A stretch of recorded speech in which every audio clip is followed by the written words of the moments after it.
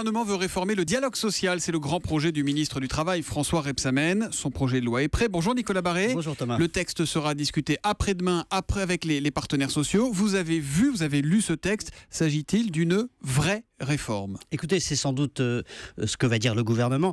Je pense qu'on est loin d'une très grande réforme.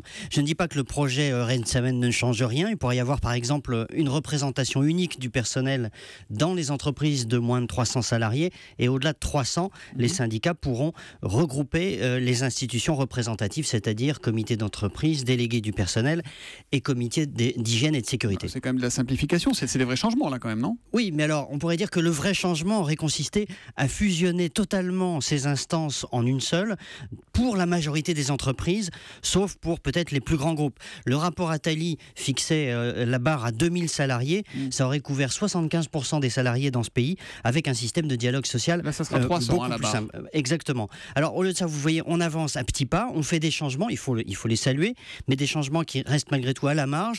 Tout ça, en fait, par peur de se mettre à dos des organisations syndicales, alors que en réalité, sur le terrain, quand on regarde, le dialogue social fonctionne en fait beaucoup mieux qu'on ne le croit. C'est-à-dire ?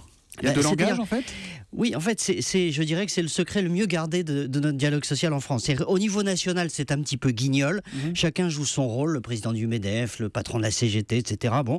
Et du coup, le dialogue social est bloqué. Mais en revanche, au niveau local, ça fonctionne beaucoup mieux. Le cabinet Altedia, qui est spécialisé dans les questions sociales, note par exemple que 80% des plans sociaux et des plans de départ volontaire en France font l'objet d'une négociation et 60% d'entre eux se concluent par un accord. Donc, si on veut renouveler le dialogue social, il faut, à mon sens, arrêter de légiférer.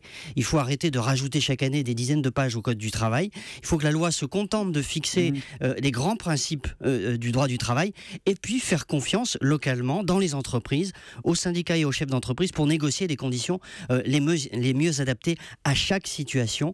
Autrement dit, moins de lois, plus d'accords d'entreprise. C'est peut-être pas spectaculaire, mais ce serait ça une vraie réforme. C'est ce qu'a toujours dit Laurence Parisot, l'ancienne patronne du MEDEF. En fait, passer les caméras et les micros, le dialogue social est beaucoup plus constructif qu'il en a l'air. Ça fait de manière beaucoup plus apaisée. Tout à fait. L'édito écho de Nicolas Barré, directeur de la rédaction des Échos, c'est tous les matins à 8h10 sur Europe 1. Nicolas qui revient demain. À demain. À demain.